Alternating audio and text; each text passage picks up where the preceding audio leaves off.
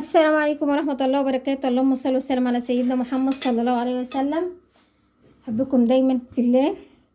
هنعمل بقى الفيديو دي كده جميل. حطيت حبة زيت ومعلقة سمنة أو زبدة، جبت كده بصلاية كده أشوحها فيها،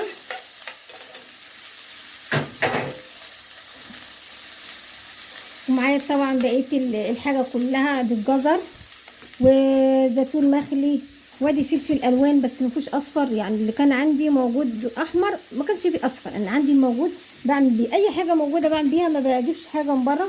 وبطاطس محمراها مكعبات كده، مكعبات كده محمرات تحميره كده خفيفه، وادي البصلايه. وعندنا بقى حاجه تانية نضيفها، فانا عندي ده بواقي اكل في التلاجة، بواقي اكل كده، ومبشره كمان الجزرايه، فخليها كده اشوح بس البصلايه مع زي بقى اقول لكم. الكحك اللي انا عملته امبارح اقسم بالله طعمه جميل جدا جدا. اولادي بيحبوا الكحك اللي انا بعمله، بيحبوا بتاع بره. بتاع بره بيقول بيلزق في البق، بيبقى دايب زياده عن اللزوم، كتير دايب قوي قوي قوي. بعملها دايما كل سنه وبالطريقه دي، طريقه اللي انا اتعلمتها من امي وعماتي واجدادي كمان وجدتي الله يرحمها ويرحم اموات المسلمين اجمعين. بعملش الا الطريقه دي على طول. والله كم مره ان الكحك ده يعني يوم ما بعمله لحد اخر، يعني لحد يعني من اول واحده لاخر واحده بتخلص، ما برمي حاجه الحمد لله وفضل الله عز وجل، ولا برمي حاجه منها خالص، لان الحاجه دي جميله جدا جدا. بعملها بطريقه الطريقه اللي اتعلمتها، فبتبقى حاجه حلوه قوي، بيبقى طعمه جميل جدا جدا.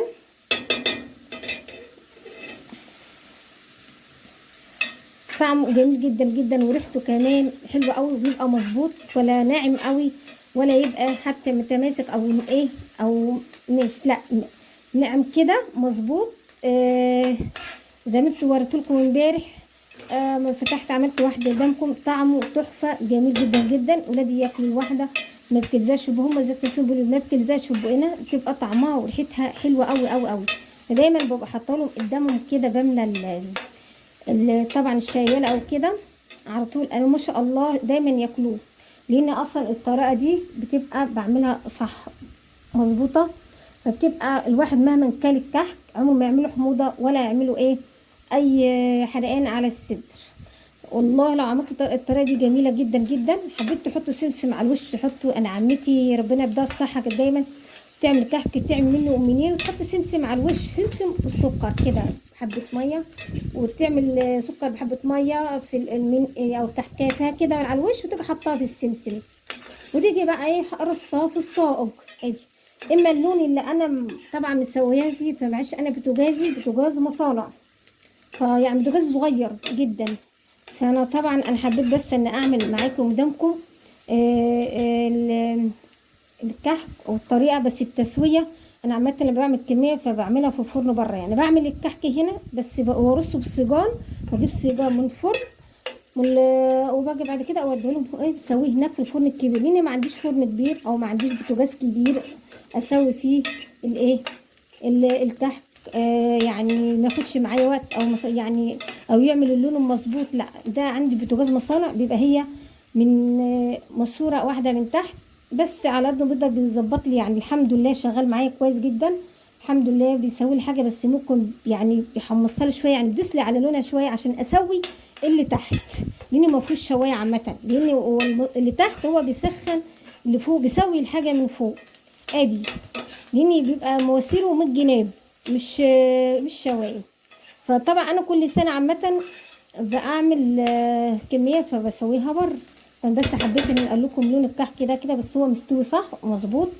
فانا عامه بحب اللون ده، والطعم والريحه جميل جدا جدا. وكل سنه وانتم طيبين. يا رب يعود عليكم وعلى حبيبكم كلها دايما بخير وسلام. طبعا انزل بالبطاطس كده، انا شوحتها بس يا دوبك، وانزل بالزيتون والفلفل الالوان الموجود عندك، ممكن تحطي اي حاجه عندك، كوسه بتاع بسله، اي حاجه عندك، فانت على حسب ما انت حابه كده. واقلبهم كويس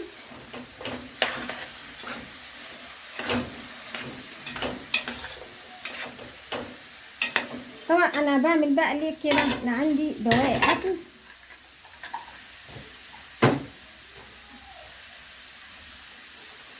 عندي قطع فراخ،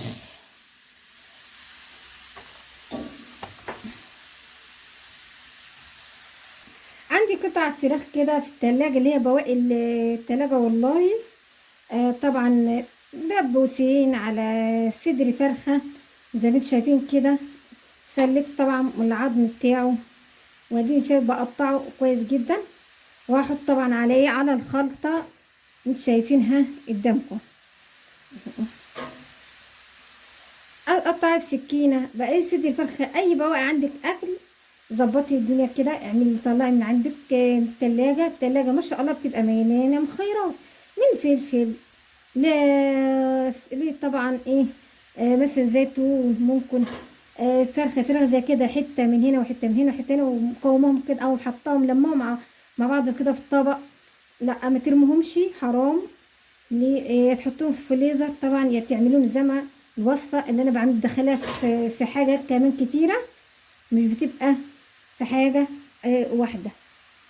وكده انا ايه طبعا قطعتها زي ما شايفين.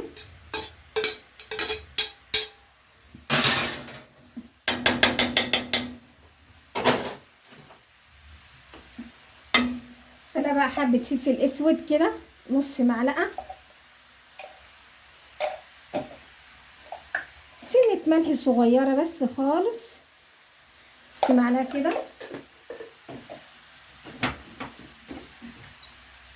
بهارات الفراخ او اي بهارات عندك او اي توابل عندك عامه معلقه.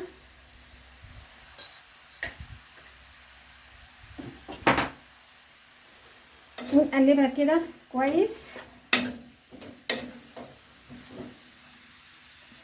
عندي بقى لفه جلاش زي ما انتوا كده، وحبه زيت في الطبق كده، ندهنها كويس جدا.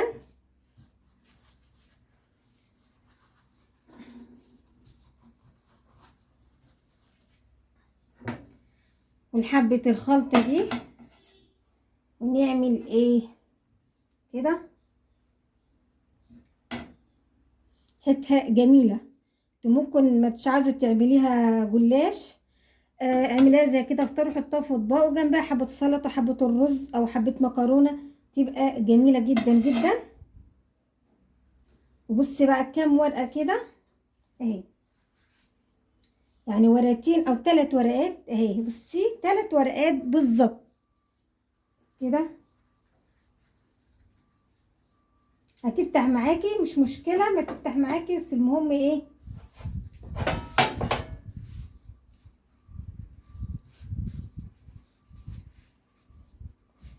تلفيها كده.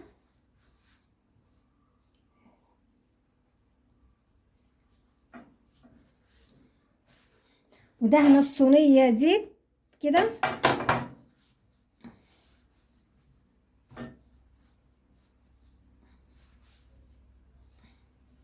وتيجي بقى من تحت كده زي كده بالظبط، هلفها كده كلها وهكذا كده.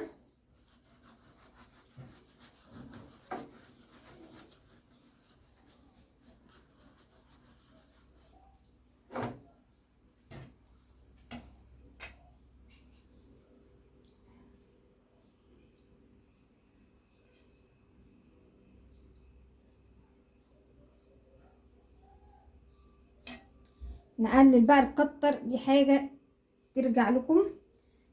طريقة جميلة جدا جدا، حلوة قوي قوي قوي، وريحتها جميلة قوي زي كده اهي.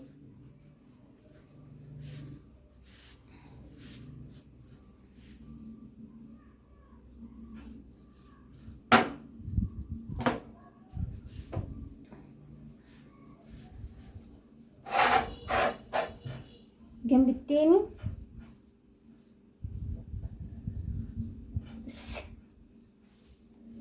هلفها كلها كده، ونفس الطريقة دي عايزة تعملها في مربعة، عايزة تعمل مدورة، بس انا اعملها زي نظام وردة كده جميلة.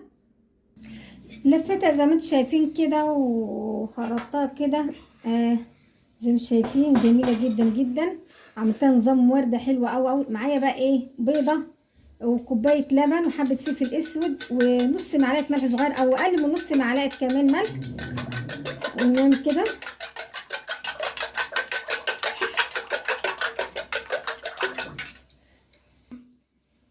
واجي طبعا اهي سايه كده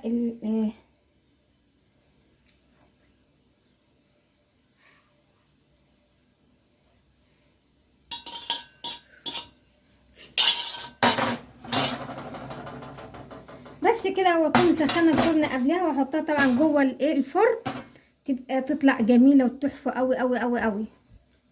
بس بقى ما طلعتها من الفرن طالعه من الفرن جميله ازاي و... ولونها حلو قوي قوي، ريحتها تحفه. وادي بقيه الخلطه حاطه طبعا الفطار، وبقيه الاكل اللي عندي هسخن طبعا احطه على الفطار. وكده عملت وجبه فطار جميله جدا جدا، كلها في يعني مغذيات وكلها يعني خضار، وزي ما انتوا شفتوا كل حاجه فيها حلوه، والكالسيوم كمان هو البيض واللبن، فكل حاجه جميله جدا جدا. وفطار حلو قوي قوي. هي لسه سخنه مش هعرف اطلع منها اي قطعه. تومه سخنه لازم اسيبها تتهوى يعني شويه. فيا رب يكون الوصفه دي تعجبكم وتجربوها. اي بواقي عندكم اكل جربوا بلحمه، فراخ. ممكن تعملوا من غير اللحمه وفراخ، بطاطس عادي وزيتون، وزي ما انتم شايفين الخضره بس. يعني على قد مقدرته على حسب الامكانيات اللي عندكم. فاقول لكم دايما اسيبكم في رعايه الله، متنساش تذكروا الله. اقول لكم السلام عليكم ورحمه الله وبركاته.